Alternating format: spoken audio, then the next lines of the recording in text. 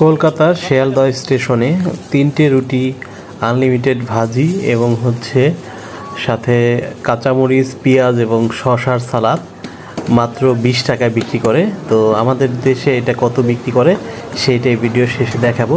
তো আমাদের দেশের রুটিগুলো একটু মোটা হয়, আর এটাতে দেখতে পাচ্ছেন হালকা তেলে এটা আমি পরোটা নিয়ে নিচ্ছি। তো দেখতে থাকেন এটা আসলে কিভাবে কি করে।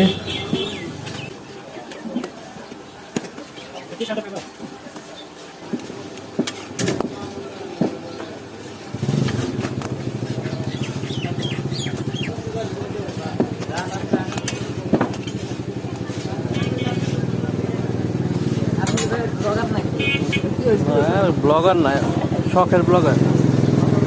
কত হয়েছে?